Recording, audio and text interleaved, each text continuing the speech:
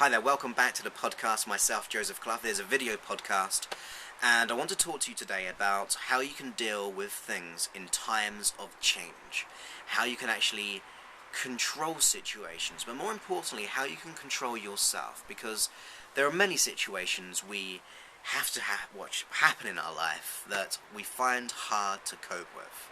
There's a great man called Viktor Frankl, and Viktor Frankl was in the concentration camps.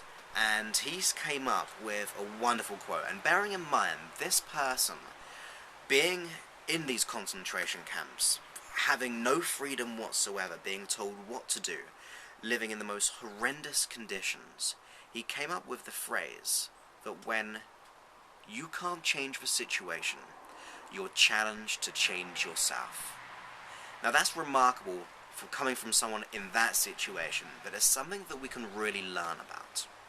Because we can't handle every situation, or not handle, we can't control every situation. That's a better word. We can't control every situation which happens to us. Life happens. Things happen, and they can be traumatic sometimes. They can be times of absolute conflict. However, we can change how we react to them. And as he said, when you can't control the situation, you're challenged to change yourself. So, to make changes within yourself, the first thing is you've got to put your attention on the inside world of you. You've got to think, what am I lacking right now, which if I had, would allow me to deal with this situation far more effectively. Now I have a host of videos and audios out there to help you with that, to get more resources, develop more empowering beliefs. But the main thing is to be conscious of those times. When you're conscious of things happening in your life, rather going into automatic pilot mode where you lose yourself, or you become overwhelmed, or you feel as if you've got fear or anxiety or worry, it's important just to stop for a moment. Be conscious of what's really happening. Take a step back.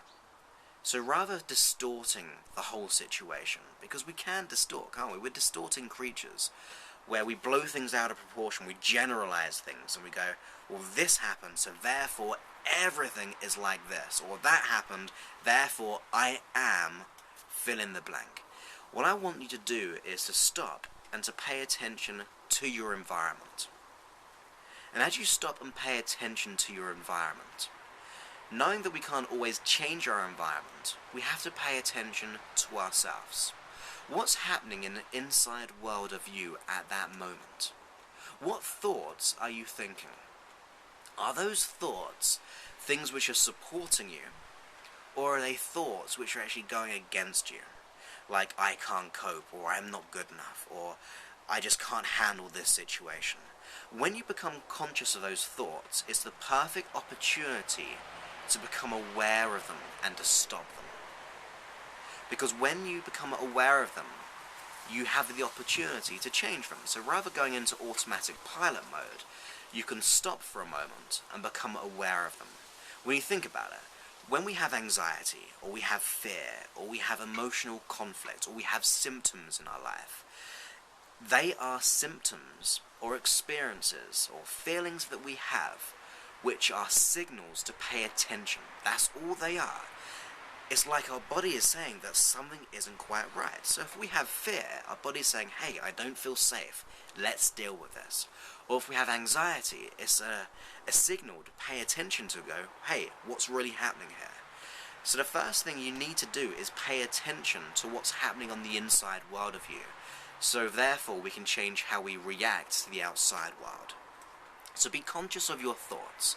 Be conscious of the feelings that you experience. And as you become conscious of those, you're becoming aware of your strategy. So you may ask the question, how do I know it's time to act this way? How do I know it's time to feel this negative feeling? When you become aware of the triggers, you can then begin to train your mind to think of something else. So not think of something else as an escapism, but think of a new strategy. So considering what type of feelings that you'd like to have. Now, one of the best ways of dealing with this is if we think about it in a logical sense.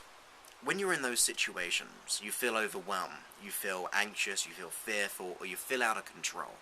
So therefore, you are fully associated into that experience. You're so overwhelmed that you're just stuck there. So when we begin to take a step back, we begin to see the clarity. So in your mind, there's what you do. You dissociate yourself from the experience and see yourself over there doing whatever you're doing. When that happens, in your mind, I'm going to play out that movie, but in a way that you see yourself acting and reacting in the way that you would like to. So you begin to see yourself with those resources. You begin to see yourself with those type of beliefs that you would like to have. You begin to see yourself act and react in a way that you think will be most beneficial in times of change. When you do that, you're telling your unconscious mind, this is the new strategy. This is how I'm going to act and react. And with consistency, over time, if you do this for like 5-10 minutes a day, you're training up your unconscious mind a new habit, simply because it can't tell the difference. When you begin to visualize that, your unconscious mind is thinking, okay, this is the new strategy, there's what I'm going to do. If you don't do that, you just get lost in the situation. And also, by seeing yourself in the image, in this movie, that means you're dissociated, so you're taking a step back. When you're dissociated, it's impossible to feel those negative emotions because you're outside of that you.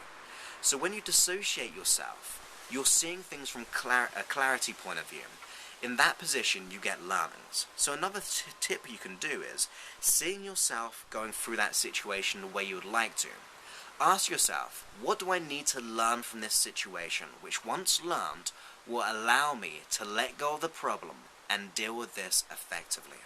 So you're preserving learnings because, once again, on another note, the anxiety, the worry, the fear, the conflict, these are feelings or emotions that we experience telling us that something's got to change. They're telling us that we've got to pay attention here. So when you pay attention to it and you preserve learnings, it's a safer way of being. Fear is there to protect us. Anxiety is telling us to focus on what we want or to plan of how to act and react. So when you dissociate yourself and you preserve the learnings and ask yourself, what do I need to learn from this situation? Your unconscious mind is learning a new strategy as well. So visualize yourself acting and reacting in the right way, and then preserve those learnings. Now once you do that, it's important to center yourself. So you stop for a while. When you're in times of change or stress, give yourself time to just stop and pay attention to the peace which is always there within you. Pay attention to your body. Pay attention to the feelings which make you feel good. And as you pay attention to those, allow them to expand throughout your body with those learnings. And imagine what it would feel like having made that change. Once again, your unconscious mind is always feeding from this, it's picking this up. It's like you're communicating with your body to act and react in a new way. So when you step back and you become more peaceful, you see yourself how you'd like to be. You preserve learnings and then you put your attention to that deeper part of you which is always well and good, which is always at peace, which is always happiness. When you put your attention there, it grows. Because wherever you put your attention or focus, it expands into your reality. So the very first instance of, say, 5-10 minutes of focusing on peace or relaxation or being resourceful, that attention grows into other areas of your life. So it's really important to do that, to be conscious of where you're putting your attention. Are you putting your attention on the fear? Are you putting your attention on the anxiety or the symptoms? Or are you putting your attention on the solution? And that is one of peace, that is one of happiness, that is one of resourcefulness. So when you put your attention there, you're actually investing more energy into your life. You're expanding it into all areas of your life, and that comes through on the outside world. So when Viktor Frankl said, when we're unable to change the situation, we're challenged to change ourselves, that is what we're doing. We're going on the inside world of you, so therefore we can change the outside world of you as well. So that's a very quick tip. So let's just recap that, shall we? So first of all, You want to be able to dissociate. Oh, in fact, let's backtrack a little bit more, shall we? You want to be conscious of what you're going through. Be conscious of what you're experiencing in your environment. And then you want to just stop and be aware of that. And then see yourself over there and see yourself acting and reacting the way you'd like to. Teaching your unconscious mind a new way of being. At that point, you always want to preserve those learnings. So you ask yourself, what do I need to learn in this situation which will allow me to not only let go of the problem, but also deal with this situation in the most healthy, beneficial way? So we're really getting the unconscious mind to rather have fear or anxiety to preserve the learnings because they'll keep us safe. Also, by being disassociated, we don't feel those emotions. We don't experience that anxiety or worry. Then also, we want to do is just pay attention to this moment and put your attention on the inside world of you. Focus on the peace, focus on the happiness and the contentment, and allow that to expand, knowing your attention there expands the energy. That's a great way of dealing with situations and times of change. So I hope that helped you. And for more information about me, go ahead and visit my website, josephclough.com, my fan page on Facebook, which is facebook.com/josephsfanpage, and twitter.com/josephclough. And I look forward to speaking to you soon.